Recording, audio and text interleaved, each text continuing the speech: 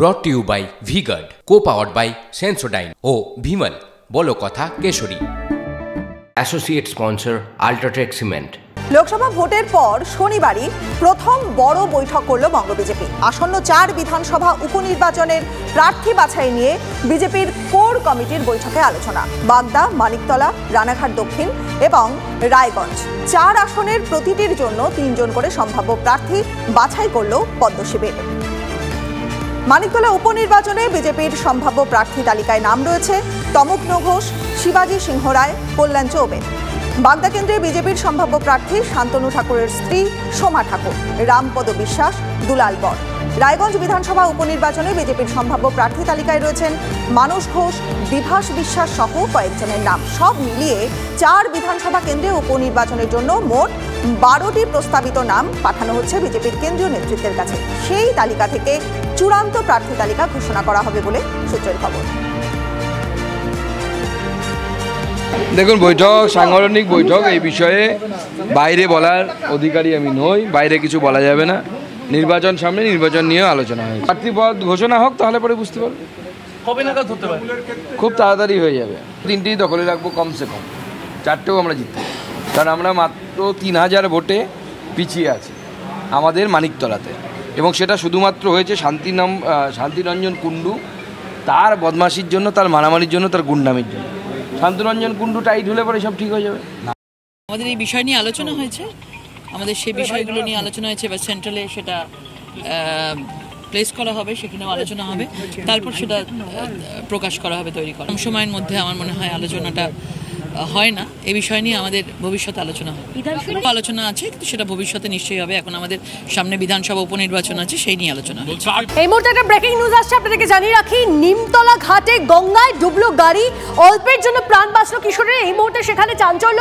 Exclusively টিভি9 বাংলায় সেই ছবিটা আপনাদেরকে দেখাচ্ছি। নিমতলা ঘাটে গঙ্গায় ডুবলো এক গাড়ি, অল্পের জন্য প্রাণ বাঁচে কিশোরের।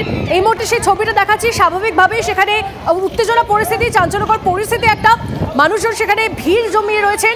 সেই ছবিটা আপনাদেরকে দেখাচ্ছি, টিভি9 বাংলা এক্সক্লুসিভ সেই ছবি। যদিও সেই কিশোর, তার প্রাণ বেঁচেছে। নিমতলা ঘাটে গঙ্গায় ডুবে যায় এক গাড়ি। এই মুহূর্তে সেই ছবিটা দেখাচ্ছি আপনাদেরকে। স্বাভাবিকভাবেই চাঞ্চল্য এলাকায়। সুশোভন আমাদের প্রতিনিধি আমাদের সঙ্গে রয়েছেন। সুশোভন, ঘটনার ডিটেলস জানবো, কি হয়েছিল সুশোভন? দেখো, যেটা জানা যাচ্ছে যে নিমতলা ঘাটে মূলত একটা পরিবার, তারা ভূতনাথ মন্দিরে পুজো দিতে এসেছিল, এবং নিমতলা ঘাটে তখন যারা গাড়ি নিয়ে যায়, এবং তারপরে দেখা যায় সেই গাড়িটা নিউট্রালে ছিল। গাড়ির মধ্যে একজন কিশোর ছিল, এবং তারপর সেই গাড়িটা সঙ্গে সঙ্গে একেবারে জলের মধ্যে চলে যায়। সঙ্গে সঙ্গে কলকাতা পুলিশের নজরে আসে, এবং তারপর সেই গাড়িটিকে সেখান থেকে উদ্ধার করার জন্য প্রথমে কিশোরটিকে উদ্ধার করা সম্ভব হলেও এখন গাড়িটিকে উদ্ধার করার কাজ চলছে। বিপর্যয় মোকাবিলা দপ্তর ঘটনাস্থলে রয়েছে, এবং পুরো বিষয়টা দেখছে পরিবারের লোক সেই নিমতলা ঘাটে উপস্থিত হয়েছে। বেশ, ধন্যবাদ সুশোভন।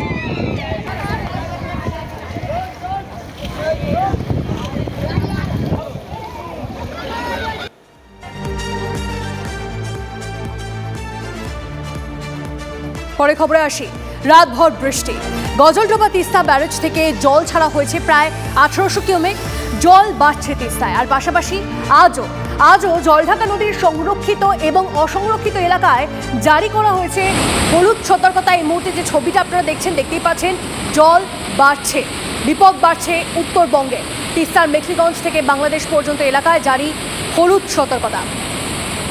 টিভি9 বাংলা এক্সক্লুসিভলি সেই ছবিটা আপনাদেরকে দেখাচ্ছি। রাতভর বৃষ্টি, গজলডোবা তিস্তা ব্যারেজ থেকে জল ছাড়া হয়েছে প্রায় 1800 কিউমেক। নীলেশ্বর আমাদের প্রতিনিধি আমাদের সঙ্গে রয়েছে। নীলেশ্বর, উত্তরবঙ্গে বিপদ বাড়ছে, ঠিক কতটা বাড়ছে বিপদ? কত অব্দি হলুদ সতর্কতা, কি পরিস্থিতি নজরে আসছে? দেখো, রাতভর বৃষ্টি হয়েছে সিকিম পাহাড়ে এবং জলপাইগুড়ি, আলিপুরদুয়ার বিভিন্ন জায়গাতেই বৃষ্টি হয়েছে।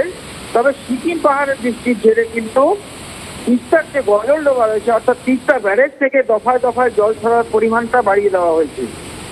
সকালে যেটা ছিল 1400 কিউমেকের মতন, সেটা বেলা 9টা নাগাদ ছাড়া হয়েছে 1800 কিউমেকের মতন। তো খুব স্বাভাবিকভাবে তিস্তার জলস্তর খানিকটা হলেও কিন্তু বৃদ্ধি হয়েছে। এখন যে সমগ্র পরিস্থিতির উপরে প্রশাসনের পক্ষ থেকে নজর রাখা হচ্ছে। আর মেখলিগঞ্জ থেকে বাংলাদেশ বর্ডার, তিস্তার যে মেখলিগঞ্জ থেকে বাংলাদেশ বর্ডার, সেখানে কিন্তু গত কয়েকদিনের মতন আজকেও কিন্তু হলুদ সতর্কতা জারি করা হয়েছে। বেশ, নজর রাখুন নীলেশ্বর, ধন্যবাদ।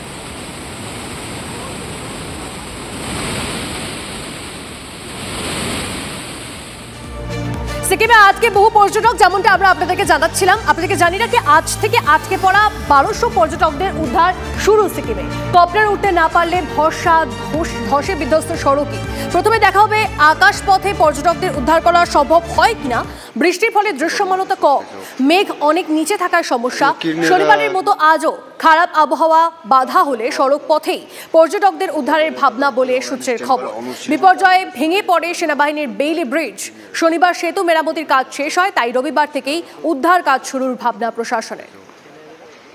ব্রট to you by V Guard, co powered by Sensodyne ও ভিমল, বলো কথা Kesari. Associate sponsor UltraTech cement.